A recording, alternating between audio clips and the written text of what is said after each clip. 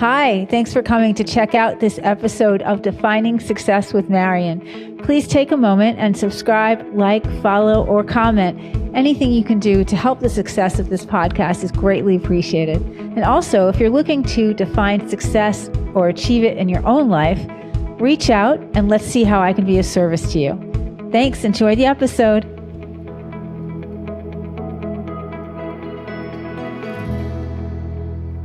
Alexander, welcome to Defining Success.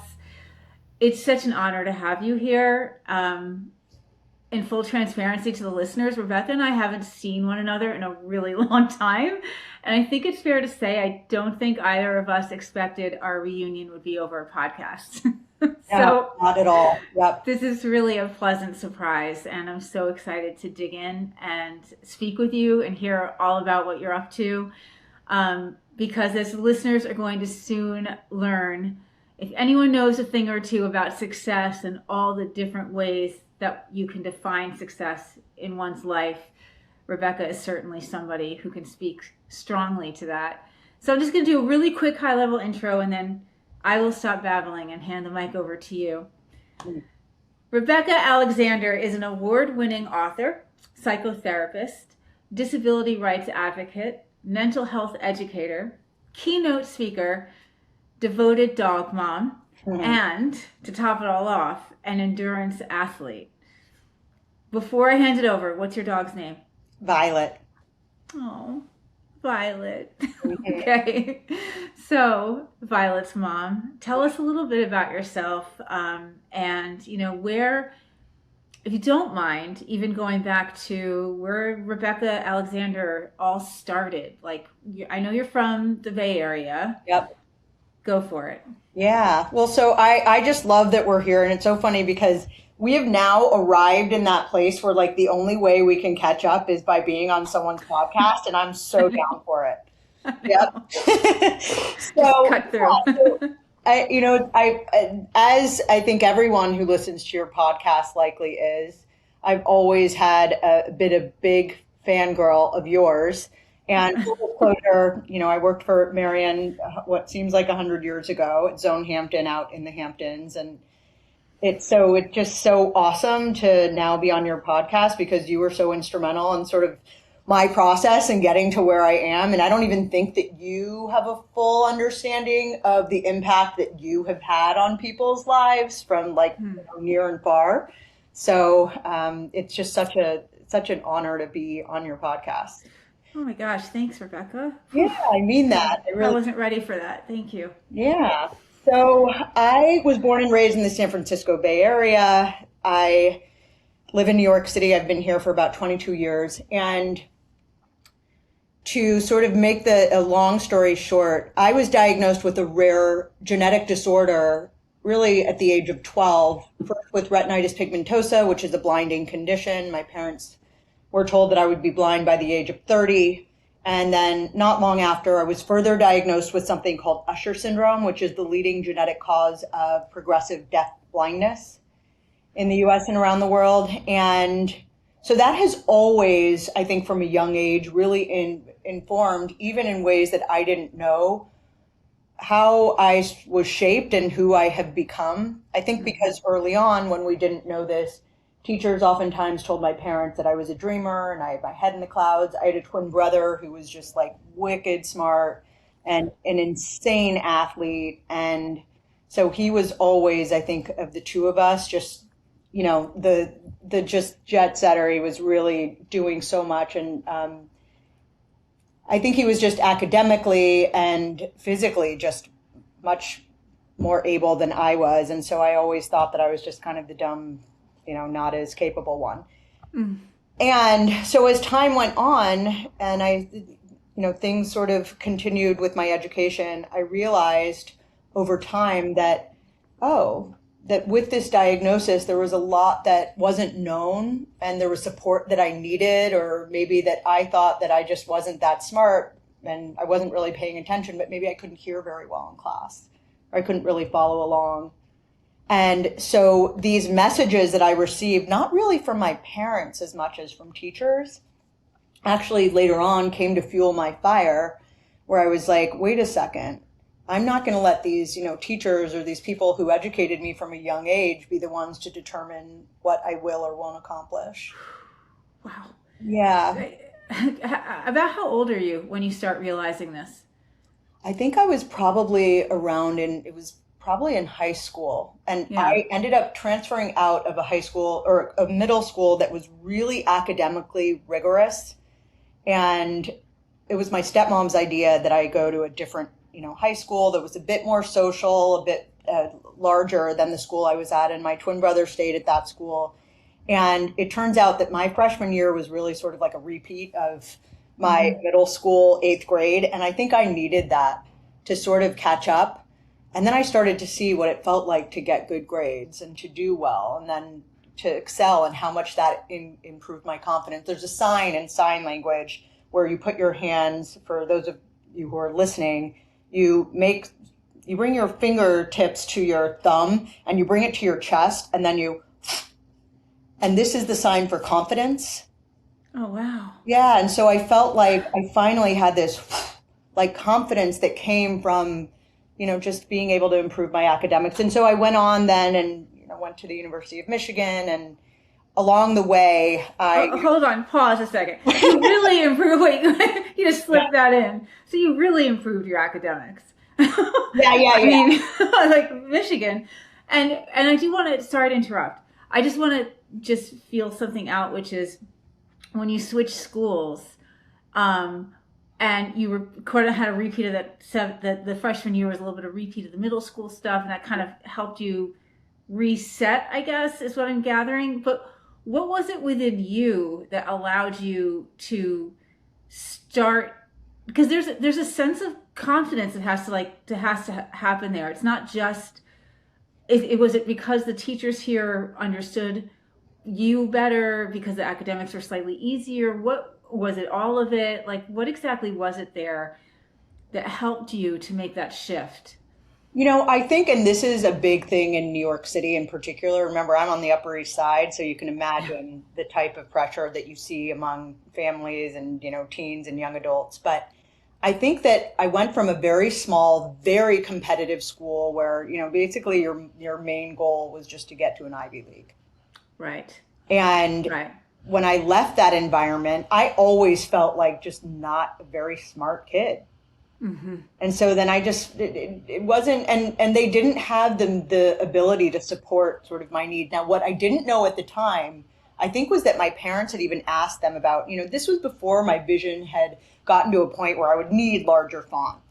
But maybe I needed like extended time on task. And we are in such a different world now than we ever were then. I mean, you can basically sneeze wrong and they'll give you extended time, So it's true. Okay, so, and I think they told my parents that they didn't have the ability, this is in the 90s, they didn't have the ability to, provide whatever the accommodations were. And anyway, so I think going to a larger school exposed me to a much broader, more diverse population of students, of people who came from, more like diverse backgrounds and upbringings. I realized that not every kid was, a super excelling academic whiz.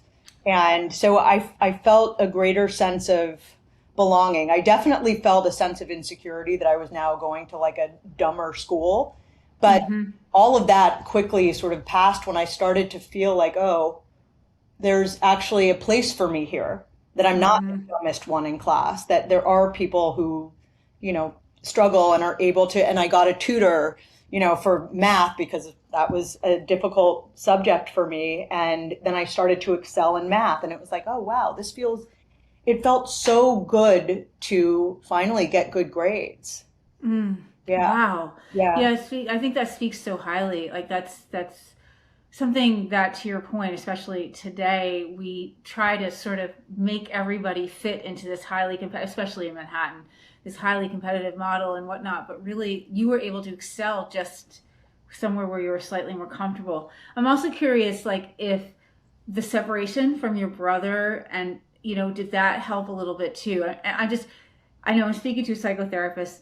I'm intrigued about the psychology of twins. I have my stepdaughters are twins. Uh-huh. So did that help a little bit too, do you think? Yes, I think that Yeah. was huge. I think Hmm. that, and my older brother also went to that school.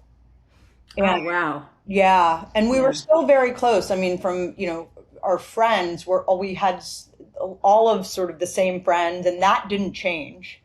Um, but I think that that was something that no longer sort of being in the shadow of like Kevin, and they called me Becky when I was younger. And it Yeah. was, Kevin and Becky, and Kevin was just, he So was the cute. smarter one. Right. Yeah. So you were like, even though, and by the way, clearly that's no reflection of them or your relationships with them. It's just you probably felt like you were a shadow kind of, right? Like, Yes. yeah. So you finally had some freedom before you maybe even realized that's what you needed Yeah. to be Yeah. you. Mm, Yeah. wow. It made a big difference. And it's interesting because I was going to jump straight into Michigan, but one of the things that I think a lot of people don't know about me, and I, wrote a book 100 years ago that I wrote about this experience, but I was actually in a really big accident when I was Hmm. 18. And I broke just about everything in my body. Like my left foot was shattered, my left hand was shattered, my right hand, my back, I broke. I fell out of a window one night. Yeah, after a group of us went, dancing at some hip hop dance club. And so I had to take about, yeah, I mean, everybody went off to college that September, and I was lying fully casted with my ass in a bed, just trying to be able to maneuver getting out of my bed using one leg and transferring into a wheelchair so I could wheel myself to the bathroom. So, yeah, so that, and I think that really, that is a part of how my physical health really came to the forefront of my mind. Yeah, and knowing that I had, That's what it took. Just, that's what it took. No big deal. Just, yeah, yeah, wow. exactly. I mean, because, just, I need to share when okay, so I had already thought you were a superhuman Mm, when we were working together and you're teaching classes and how you were able to do that, navigate through a room that, full of people with bikes. And I mean, it was always so incredible to me. And I don't want to use this word, but I'm going to impressive. I don't know a better word for it right now. mm. But then I'll never forget the day you told me, well, there was a time when I broke every bone in my body. It was like, what? So that is really curious. I am curious about that, what you just mentioned about your physicality and how that obviously changed how you approach your own physical well-being. Yeah. Prior to that, were you an athlete in high school? I didn't get to ask you that. I mean, yeah, but remember with like the vision stuff, and so the larger school that I went to meant that the athletics were much stronger. So I Right. was on the JV soccer team until like, and then by my junior year, I'm like, I cannot be a junior on the JV soccer team. Like I can't, Right. the ego can't handle it. So, I played like for, I mean, just rec outside of school. But yeah, I mean, I like to think that I was athletic because my brothers were, but honestly, it didn't really pick up until I had to fully rehabilitate myself from Amazing. such a Wow. traumatic accident. Yeah. And how long was that? How long did that take?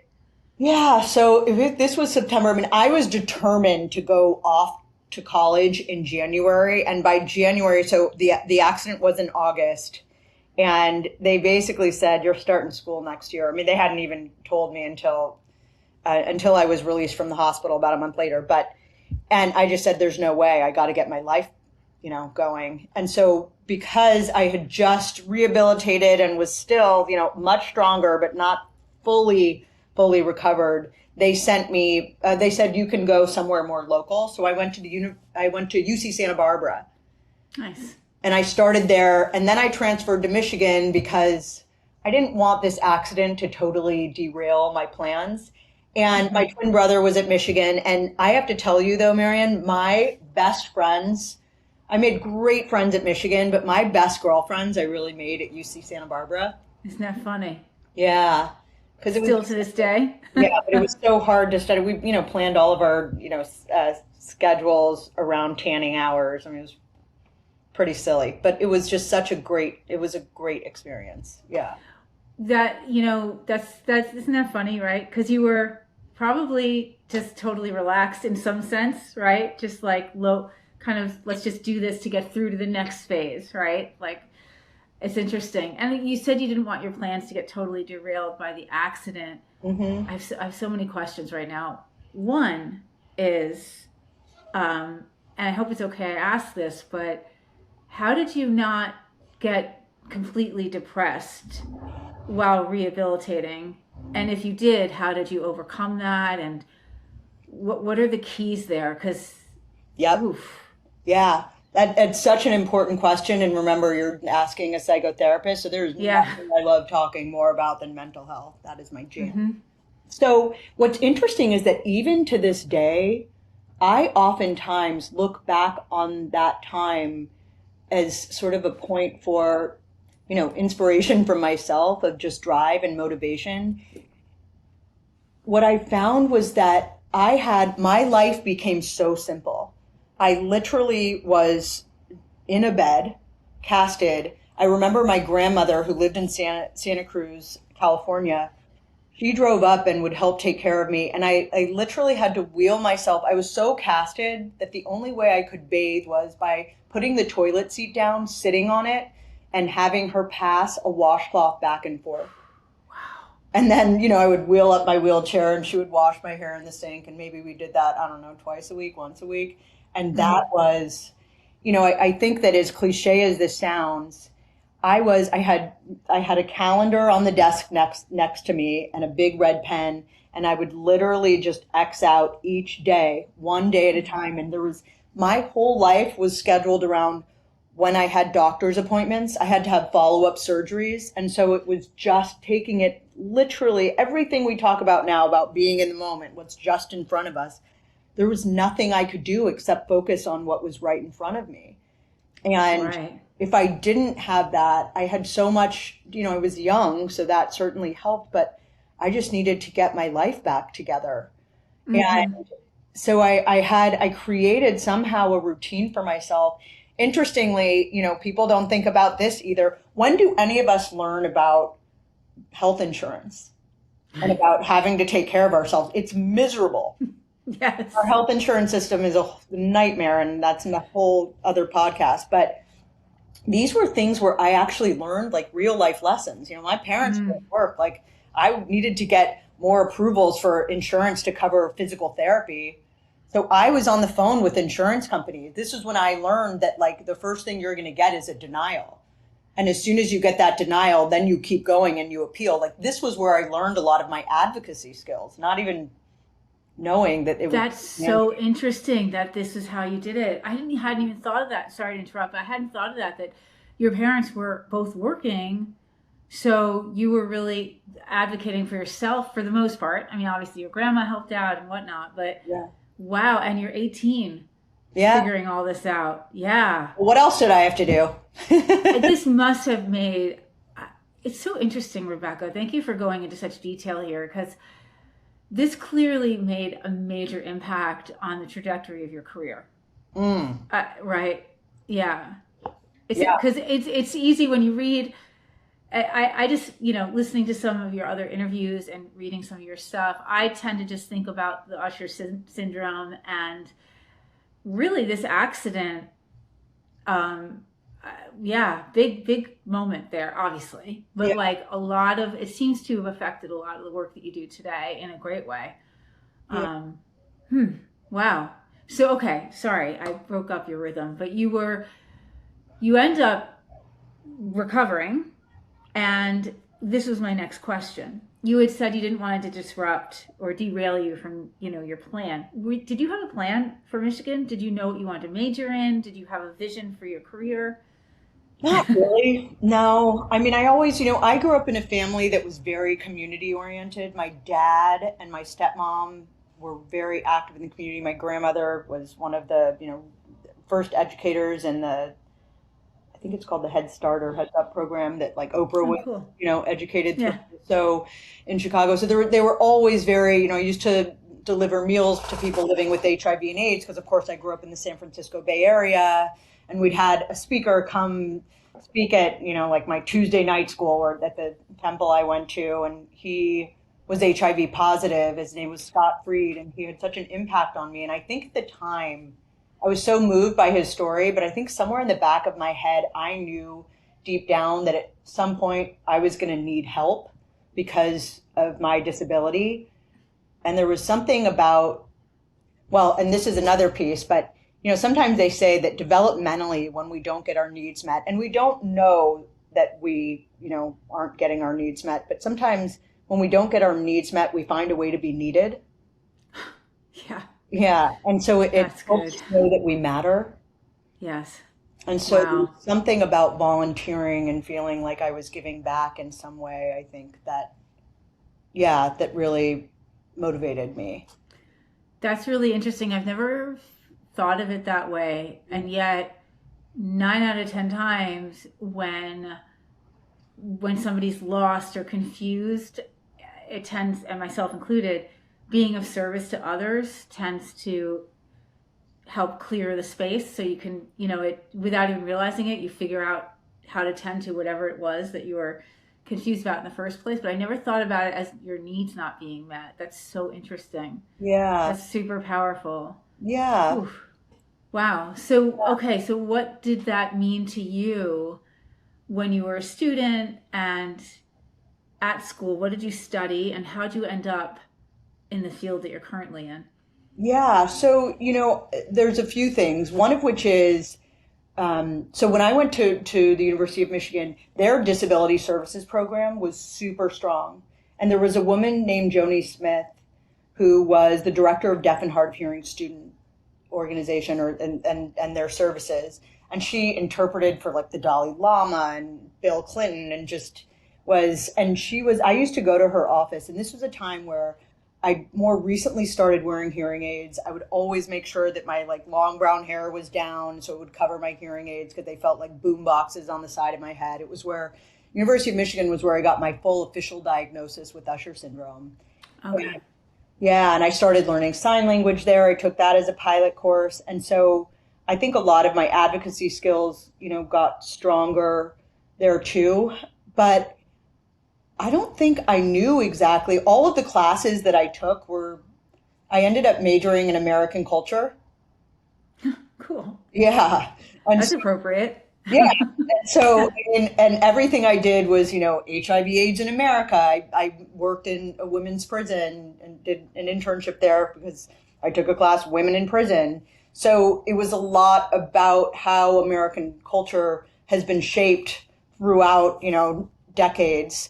But yeah, to answer your question, when you live with a condition that's causing you to lose two of your vital senses, I think that we focus so much on like, okay, what are the orientation and mobility skills that you need to learn, which is like using a cane, using enlarged text, technological, accessibility, all of that. But we don't talk about the mental health implications. Right. And it's different to be born blind than to be going blind. I love having vision. Mm-hmm. Losing my vision has been deeply, deeply painful. Yeah. And I think that people look at me and they say, oh, she's such an inspiration. And I appreciate that because I know that it genuinely comes from a really good place. I'll never forget years ago, an analyst that I trained under told me that when someone calls you an inspiration, it's like saying better you than me. Oh, wow. And I'm still kind of like not quite sure how to but I guess the point is, this is the stuff that we have to talk about because there are real mental health to have the ringing in my ears that I've had before I got cochlear implanted. These are the things that people walk around with and live with. And I think having a condition like this makes you realize that you never know what people are walking around with. Very true. Yeah. I mean, I struggle with, and this is a big one, so I don't know where to begin or end with this, but I find that there's a lot of talk about mental health issues and anxiety issues, and it's overwhelming how much talk there is about it, that I fear sometimes that and this is your wheelhouse, so please know I'm not saying this is right. Yep. I just fear that we've gotten so far away from real mental health issues. And is that just me seeing it through the lens of media and the people who speak the loudest? Or is that an actuality? I don't know. I'm just curious to hear your thoughts on that. Yeah, Marian, it is not just you by any stretch of the imagination. I mean, we have quite literally curated mental health issues. And, Jonathan Haidt wrote the book, The Anxious Generation. Mm-hmm. And it really Yes. is, it's things spread like wildfire. It's Mm-hmm. cool to have anxiety. Like the fact that you go on and I know that things have changed a little bit from being full, we still have full wokeism. And by the way, being someone with a disability and living in the world that we live in and being from Berkeley, California and all of that, I grew up around all of this stuff. But Yeah. we have become so highly sensitized, having to have trigger warnings.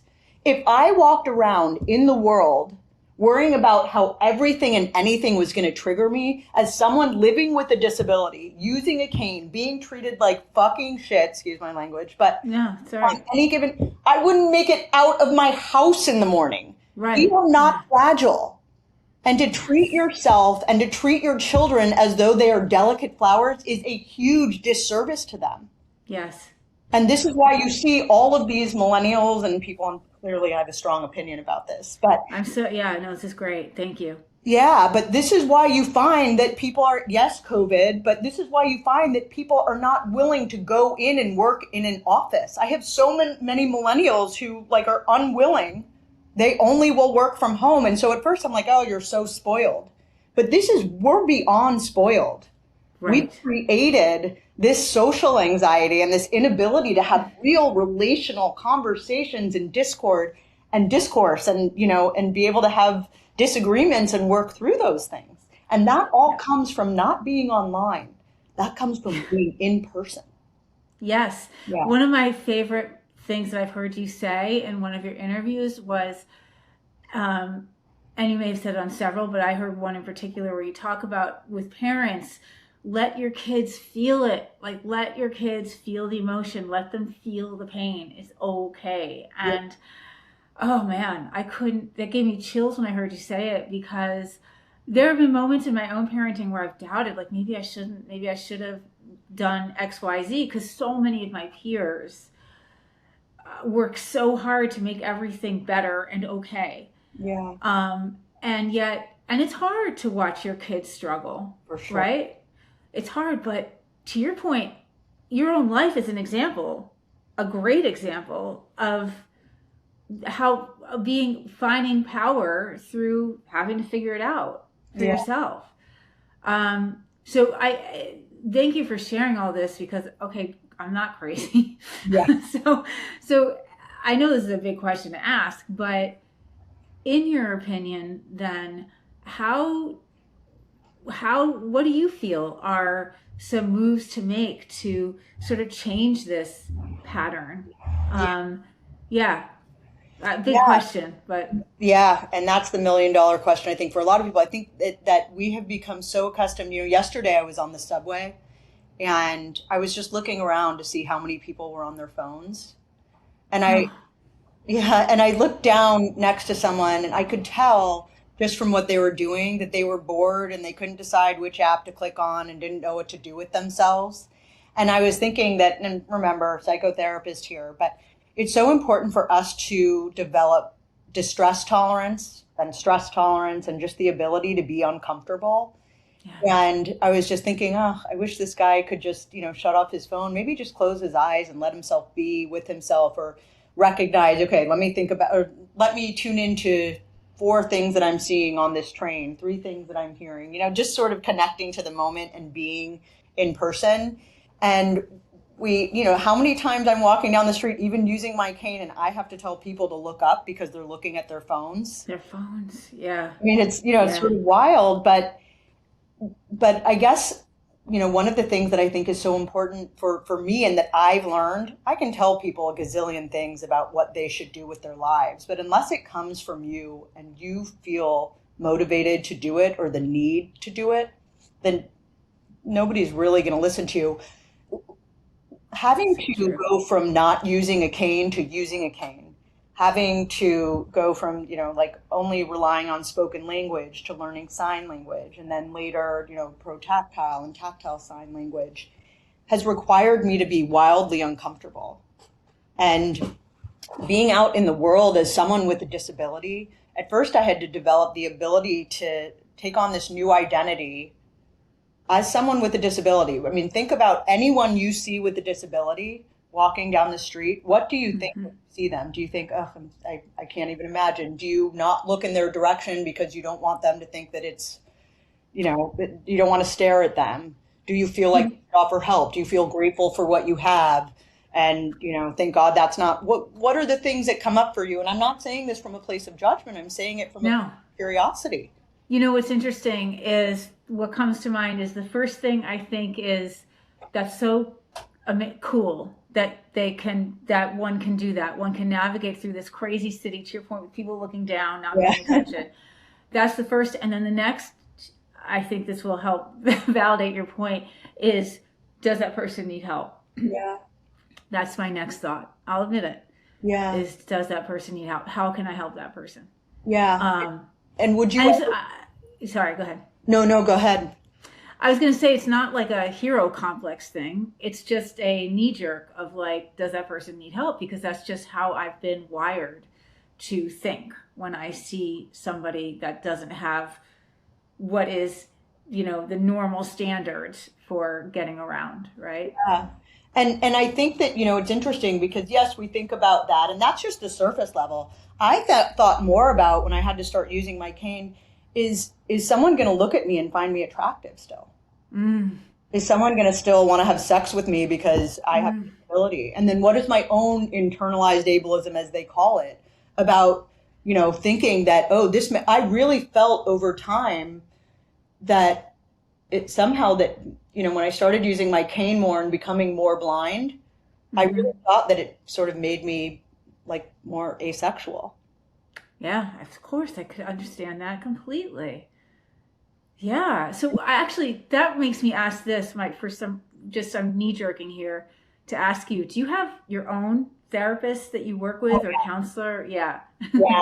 And I'm only smiling, laughing because I think that one of the most unethical things you can do as a psychotherapist is not have your own therapist. Yeah. Because you're just facing so many people's, issues and all of the stuff that they're dealing with. And to suggest that you somehow are not in a position that you are not better than, but that you aren't doing the very work that you are asking the people in your practice to do. Totally. Has never sat well with me.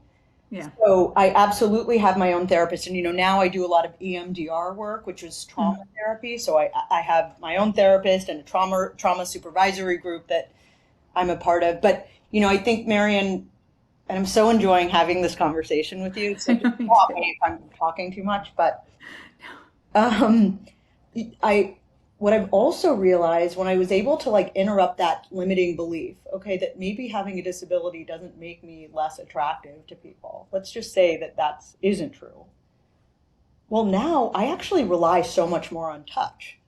And I smell everything now, which is not necessarily a great thing in New York. I don't know if yeah. But that is... And so it actually makes me much more sort of like sensual and much more. And, back in the day when I had this disability, when I was at Michigan, I mean, I think I probably hooked up with half of the Michigan football team because I felt like, I say this sort of jokingly, but I felt like as long as I was physically, perfect and academically, whatever, that nobody would know that there was anything, quote, wrong with me. And I used that in a lot of ways to feel normal. Yeah. Wow. Yeah. And was there a lot of that when you were younger, like pretending like you were normal? And, did you try to act as if nothing was wrong? Was that sort of something you went through? Yeah. Yeah. I would rather someone think that I was drunk than that I couldn't see. Like, when we went to like parties at night. Yeah. And by the way, I just want to make it clear that I think it's fair for me to say, when we're referencing normal, I mean, that's a very, okay. Just want to get that out there.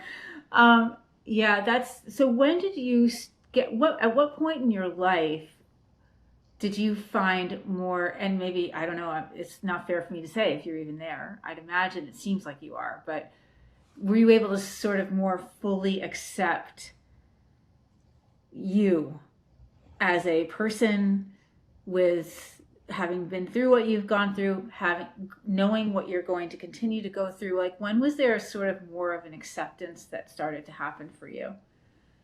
Yeah, I mean, I think that it's been an ongoing process and sort of exercise, and that there are things, when people always talk about like overcoming adversity, and Rebecca Alexander, she's overcome all these challenges. And that Mm, never really sat well with me either, because I don't feel like I've actually overcome anything. I feel like I've lived through it, I've worked through it. mm-hmm. And then there's the next challenge to face. So I would say that it's been really just an ongoing process of exposing myself to things that make me uncomfortable, or things that I don't want to be, true or my reality, but they are, and just letting myself feel the grief and feel the loss, because it is only in allowing myself to feel the grief and the loss that I'm able to really appreciate and find the joy in the Mm-hmm. things that I do still have and I can still do. One thing, Marion, that I haven't even really mentioned, and it's only been in the more recent decades that in addition to having Usher syndrome, mental illness is very real in my family. And I didn't really know the full extent of it until I was just sort of exploring. My inner critic is brutal, Mm. just brutal. And I think we all sort of have an inner critic, but mine is really, really intense. And so a couple of years ago, I actually ended up doing an MDMA session. And Oh, wow. mostly because I wanted to trying to create a less hospitable home for my inner critic in my mind. And as I was preparing for this and just kind of thinking about what I wanted to get out of this, and it dawned on me that my great grandmother took her own life, and my great aunt on my other side of the family took her own life. So Oh, wow. these were women. And my grandmother found my great grandmother. Right. So you Whew. hear about like generational trauma, and all these words become buzzwords. But like, instead of being on social media and trying to make these buzzwords, and I have generational trauma and trauma dumping and all that, like I wanted to really explore, like, oh, I wonder what those implications were then on my grandma, and then on my mom, and then on me. And I think it really did get passed down in so many ways.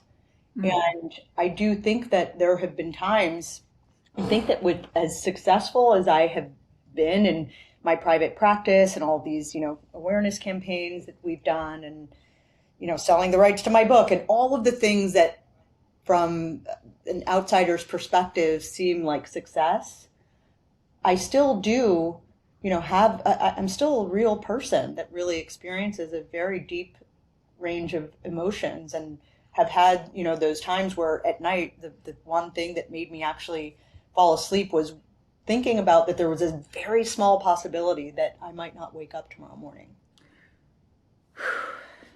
Yeah. Yeah. And that's real. That's human. And it's actually Yeah. quite normal, Mm-hmm. because what we're saying is that we just don't want to have to feel this. Yeah. Yeah. So anyway, I threw so much at you. I want to hear your thoughts. Yeah. Wow. I mean, thanks for sharing all that first off. Yeah. And, it's so interesting to hear. When did you learn about this family history? I think I'd always kind of known it, but it's different to know it than to actually think about, oh, wait a second. Like, so that's not just like, oh, a fact that happened. Right. That has an impact on people. Absolutely. Yeah. And I love too that you decided to actually really look into it, feel it, see what it brings up for you, as opposed to just sort of like recognizing it, tagging it for what it is, and just going, yeah, well, I have generational trauma, and moving on. You actually are digging into it. And I think that there is so much realness and truth to what you just said. And, it also is what can disable people from enjoying life Mm-hmm. without them even realizing it, right? Somebody who is constantly really unhappy has everything that they want. Everything, it seems, right? They have everything that the average person would want. Things come more easily to them. Yep. They've got everything works. Yep. Right? They've got their vision, they've got their hearing, that everything's working. They can all of it, but yet there's still something missing. Mm-hmm. And I think that what you just brought up is really interesting, because it's so easy, I think, from what I hear people and see people doing, it's very easy to go, there's just something missing, but whatever. Like, it's like, just to kind of accept that. Yeah. But the truth is, there could actually be a real reason why nothing is settling. And if you look into the past, and, I love that this is what you do for a living. Yeah. So it's like clearly important. And now I'm going to go off on a little bit of a tangent. Go for it. I just feel that, at least from what I see, therapy has gotten a bad rep in the last decade, really, for like keeping people in for too long, for constantly drudging up the past, for never offering solutions. And so what it's done, I find, is it's kind of, it's like, what's the word I'm looking for? It's like giving therapy a bad rep, when the truth is it's really important, especially when it's done properly, because for that person who just has this general sense of missing something when it seems like they have everything, if you really look at their past, there could be a serious reason why. Mm-hmm. And it may not just be like, I think there's another thing too. I'm sorry, I'll stop after this, but I think there's this mixture of therapy getting a bad rep and just diagnose it quickly. Yep. And pathologizing. Right? Like, okay, so that person who feels this general malaise, like, life's okay, even though I have everything. I've got the kids, I've got the wife, I'm making the money. But like, you know what? That person must be, I don't know, depressed, or let's give them this. Somebody, bipolar, that's another really popular one. Not that, and this is all real, but maybe sometimes it's as simple and complex as looking at one's history. Really powerful what you just shared. Yeah, I appreciate that. Yeah, I think you're absolutely right. I think that it has become, the mental health market has become so saturated, and there are so many people out there who are practicing as mental health providers that, really haven't either done their own work, or it just becomes, I think it's become so commercialized that we don't even know what that means anymore. And I think that for a lot of people, they go into therapy and they talk to their therapist about all these things, but they don't go out into their real life and practice it. Right. And right. The other thing is that, you go in, I remember I saw a meme a long time ago that said someone's therapist knows all about you, or something like that, and that's funny. We can look at everybody else, our partners, everyone else in our lives, and talk about to our therapist all the shit that they've done or that they do that, has impacted us, or that we, don't like, or that we're not happy with. But at the end of the day, unless you're holding yourself accountable, what is your role? I know your spouse is a narcissistic, blah, blah, blah. Right. What are you doing to contribute to your situation? Because that's right. Really the only person you have control over. And unless you're willing to look at what you're doing, and that requires facing a lot of shame. Yeah, and to your point, how did you end up here? Yeah. Right? So there's what are you doing and how'd you end up here, which will then help you figure out why you're still there, right? So yeah, wow, so powerful. So, okay, all that to say, with your own life, and I really love what you said about how, people saying everything you've overcome, and you're like, no, I'm living with it. I think that's another really important point, because and actually very relevant, which I know you were doing before, which is tying it into this idea of success. It's very relevant because people tend to think, okay, done. I got past it. That was success. What's next?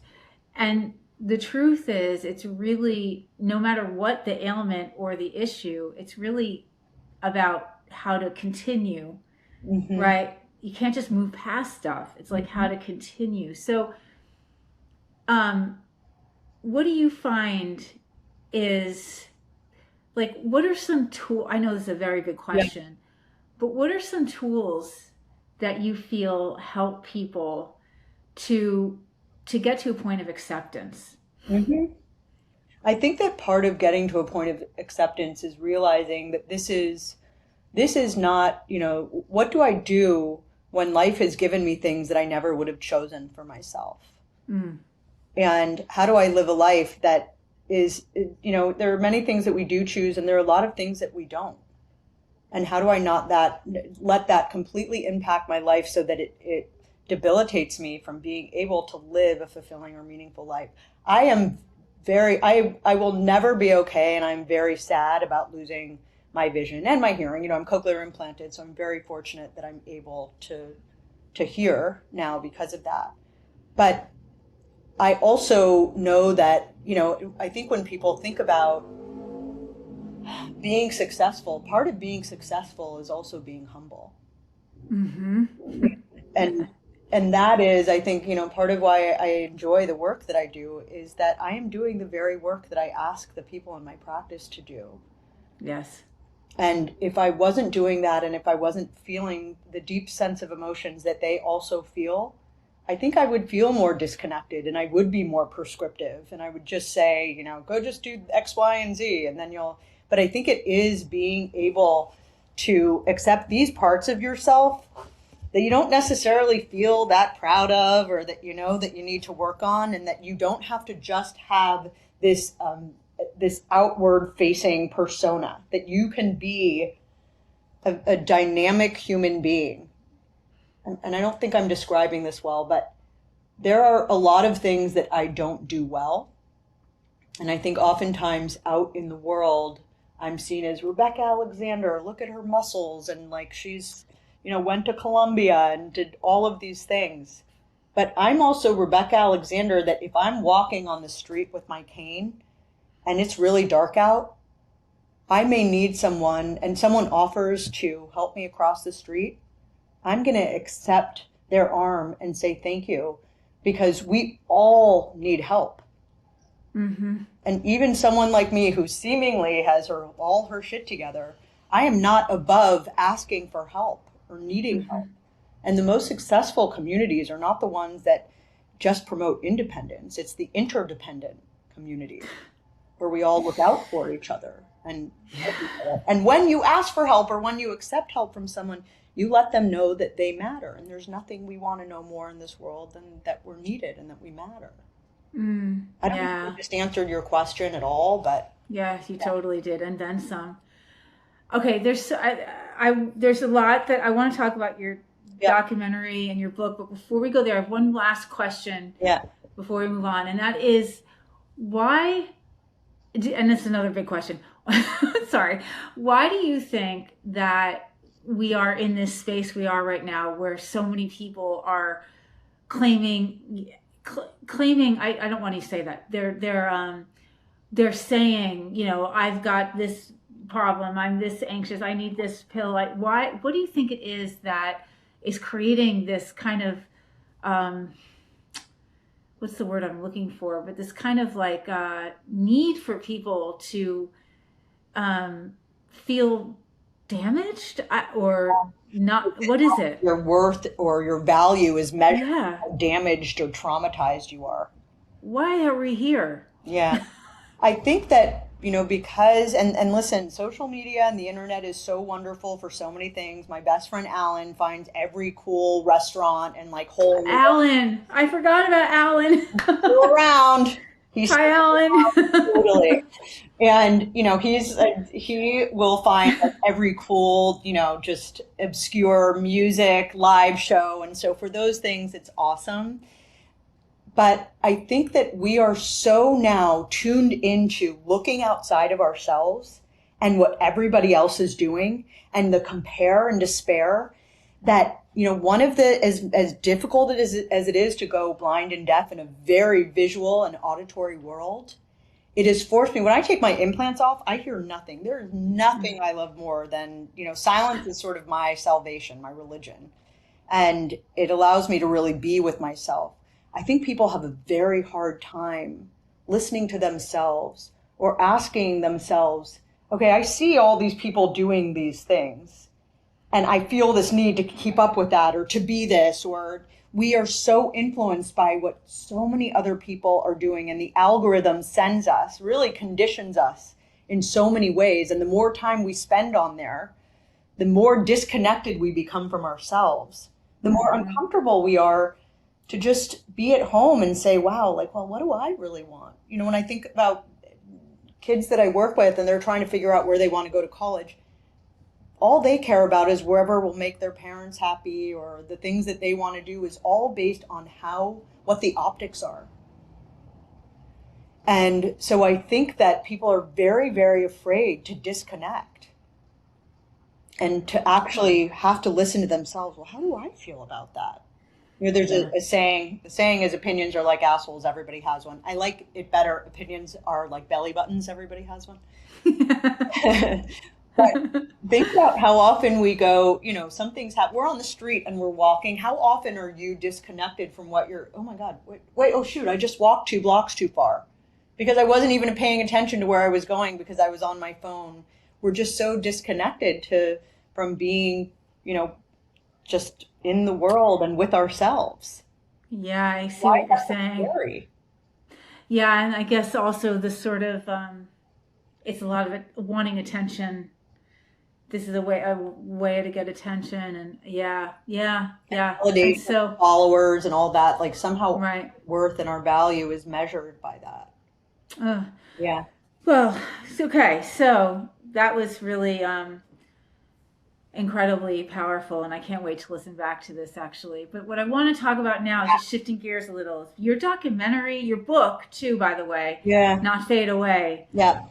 I'll put the link to all this stuff clearly in our episode. But the documentary, talk about that a little bit, and where are you with that?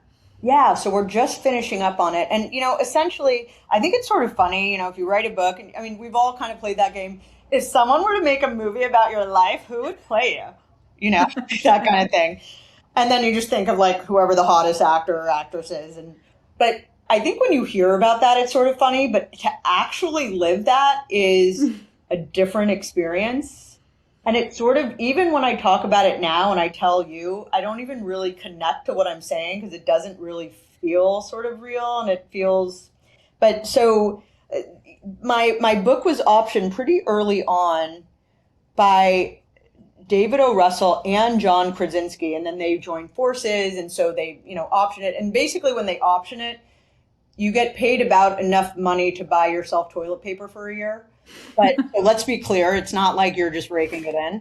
Yeah. But it was optioned, and first Annapurna had it, and then Netflix had it, and it just took on a life of its own. And, you know, I would get updates. It was and every time I had a conversation with anyone from Hollywood, I felt like I needed to take 2 showers afterwards because it just, there was something that just felt kind of inauthentic and whatever about it. But really? I'm shocked. I had no idea. Never What? heard that before. Yeah. But they did eventually, a director and actress named Frankie Shaw, she wrote Smilf, and I really, really like her and admire her. And so she was taken on to be the director. And then COVID happened, and then the writer's strike, and so many different things happened. But all the while, Frankie actually came and spent time with me in Maine in like 2021 maybe. And I should say before this, you know, when they made announcements that Emily Blunt was going to be playing me in this film about me, Ooh. I learned that online with everybody else. Oh my gosh. So it wasn't like, oh yeah, this is so cool. Someone alerted me to this. So this is what I mean about it takes on a life of its own. And then during COVID, there was this whole, you know, we had the Black Lives Matter, and then we had authentic representation with disability. And the next thing I know, this major disability organization they have an entire website that's dedicated to people auditioning to play me in this movie without even having a conversation with me. And the quintessential disability saying or slogan is nothing about us without us. Hello. So it was just like, what the fuck is going on right now? Like, I just want my life back. Everybody leave me alone, you know? And Totally. anyway, so we started making a documentary, and all I said was, I don't care if this gets made into a movie or not. Like, this has no bearing. Okay, so there's big hype about it for whatever, however long. But at the end of the day, I'm still going deaf and blind, and this is still a rare condition that people live with. And I want people to know what it actually Mm. is like. And I want us to help build a community, that's robust and vibrant, and that people can like have each other for resourcing and, all of the things that they need to live a meaningful life if you are going deaf and blind. And so Yeah. yeah, Yeah, you reconnected with your why. exactly. Like, right? You got like all, oh my God, Hollywood, this and that. But then it's like, wait, What? why am I? Yeah, this is why I'm doing this. Okay, amazing. All right, so sorry, go ahead. Yeah. So anyway, so we are now getting towards the end of it. Now, the screenplay for the film, they have me swimming Alcatraz at the end of it. And the interesting thing was I swam Alcatraz in 2015. And so now, because we're doing this documentary and we're trying to show what it actually is really like to not just to live with this, but when I was diagnosed with Usher syndrome, they never had seen it as it presented itself in me. And so, I was Oh, the very first person who had Usher syndrome type 3. And I really wanted, I was lucky that I had a brother who was in broadcast journalism. And I wanted us to be able to raise awareness and get this. I'm not the only one living with this. And mm-hmm. so it's really more about about me and building this community and what that takes and what it's like to actually experience all the mental health issues in addition to the physical, limitations that come with it. But so we're finally wrapping up in October. I'm going to be swimming Alcatraz again. And yeah, so now I have a lot less vision than I did. And so I'm going to have a guide, and there's 10 of us who are going to be swimming with Usher syndrome. But, we're coming out of the 5th year of running a camp for kids with Usher syndrome. And it's going to be very raw and real. And I'm looking forward to just being able to have this out there so people will have a place to learn about it, but also know that they're not alone. Okay, hold on. So you're swimming again for the sake of the documentary, And so we're that they actually can. raising money for the Usher Syndrome Society, which does a lot of awareness and money for Amazing. research. Yeah. And you're swimming with 10 other swimmers. Yes. And then guides for each of us. I mean, Marion, I'm going to have Wow. ears off, so I'm not going to hear a thing. And I also probably have maybe 3 to 5 degrees of vision. A normally sighted person has 180 degrees of vision. It's going to be it's going to be great, but it's going to be and it's going to be really intense, and I'm going to love it, but it's not going to be easy. How? So does your guide swim next to you? So my guide, I'm hoping, will have to swim. They're going to have to. I see the way that I see is almost like through 2 very narrow straws. And so it will be very easy for my swimmer to be out of my field of vision. So Right. they're going to have to, and there's going to be a kayak. So I'm going to have to, I think I'm probably going to try to follow the kayak. But if I swim and I don't look up, I'm a strong swimmer. But if I don't look up, I will swim in circles Of course. because my Yeah. balance is, not great. But so, yeah, so they're going to have to do their best to stay in my field of vision. And they won't necessarily know. I mean, they're going to have to, yeah, it'll be interesting. Whew, are you training right now? Yeah, so I got the JCC on the west side to sponsor me to use their pool. Awesome. Yeah. Wow, this is going to be. And when is it? October. October 17th. Okay. Yeah. All right. This is incredible. I'm so excited for you. And you're going to have a film crew there. Yeah. Yeah. And so that when you say just the documentary, it's just basically following you and you telling your story. Is that the idea? Yeah, and there's, it takes us like to camp. It takes me into the deafblind community. Amazing. And, a long time ago, I did the PBS biopic documentary on Helen Keller, and then we did Pro Tactile, Language of Touch. And so really just about, I was promised that in 10 years there would be treatment when I was about 12. And now I'm 47 years old and there's still no treatment. And so how do you live your life with hope, and also knowing I am now much closer to blindness than I am to being sighted? That if if there was a clinical trial out now and I were to be approved for it, I would be a compassionate care case. That was a really hard reality for me to realize, that I am a compassionate care case basically means there is nothing else, just like someone who has cancer. There is nothing else out for her, and there's not anything really out that's soon on the horizon, that this is the only thing we can offer to help her hold on to what she has. Mm. And we don't know whether it will be helpful. It could potentially be damaging. So, there's just all of that. It makes life so real. Yeah. And I imagine once you heard that, is that something that how do you compartmentalize? Do you say to yourself, I'm not going to make this decision unless I'm actually presented with it and I have to sign a paper that says, yes, I'm going to do this? Or do you process it now as in, yeah, I'll do it, I'm ready, or absolutely not? Like, is it, it's just, I don't want to take the chance. And I think that one of the things, and this is in the documentary, is there have been times where I've really broken down because I think there's been a carelessness with which people living with any type of condition, our emotions have been handled by researchers and scientists. Yeah. Because we hold on to every word about the possibility of treatment. And I think that also contributes to this feeling of being like damaged goods, that if they don't find treatment or a cure, I am not able to have a successful or meaningful life. Mm-hmm. So much of this is, there's a very good chance that I will go blind. And will people want to work with me as a psychotherapist? And there are people who won't. And with the cochlear implants, will those work forever? Is that a forever solution? It is a forever solution. My left ear has to be redone, and that's just a whole other thing. And so, but yes, so my cochlear implants, without them, I hear nothing, which is glorious living in New York City. But yes, I will always have access to sound. Mm-hmm. It bypasses any further progression of my hearing loss.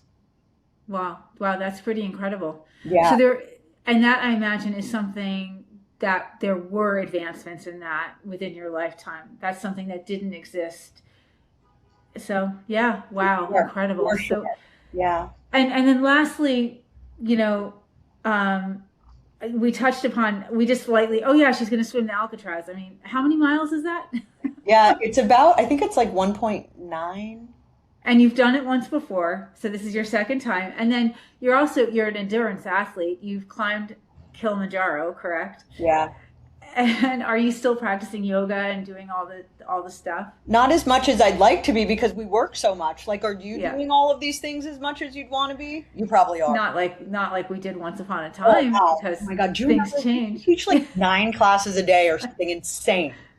How lucky are we that we got to actually like make a living doing that at one point? Totally. Right? Yeah. So good. Yeah. I just wanted to get those little plugs in there that you are a serious athlete, which obviously we can see. But I guess that leaves me with this one last question, Rebecca, which is, how do you define success? Yeah, it's such a good question. And I think it's so, we just finished putting on our 5th year of camp for kids with Usher syndrome, and we did it at a camp called Enchanted Hills in Napa, California. And there was a man there named Ben, and he's probably in his early 70s, and he had a garden at the camp. And he was so he adopted like 4 kids. 3 of them are blind, 1 has autism. I mean, like salt of the earth kind of person, where you're like, who are these people? And his garden was absolutely incredible, and his knowledge about everything that he grew there. And I remember he said, we were just, really thanking him for the experience and teaching us so much about sustainability and everything.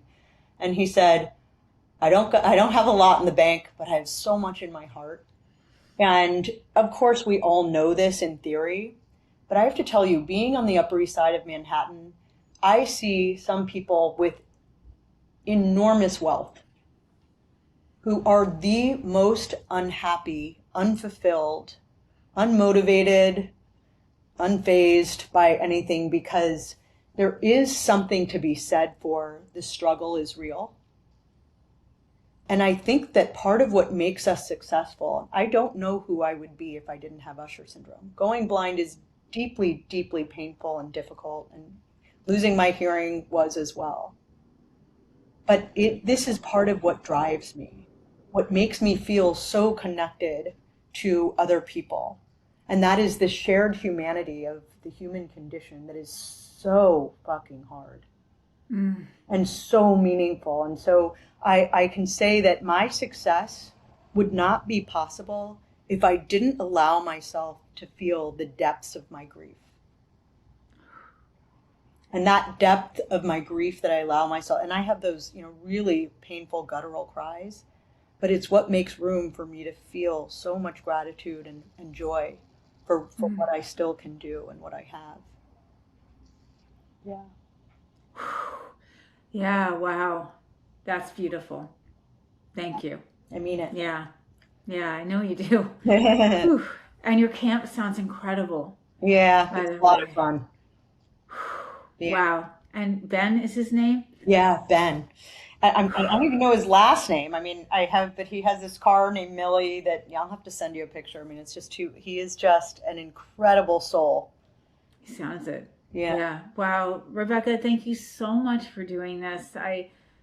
I'm so grateful that we have the ability to reconnect in this way, and I'm just so happy to be reconnected with you, and hopefully this is just the start of being reconnected now in a real way. And this is just an incredible conversation.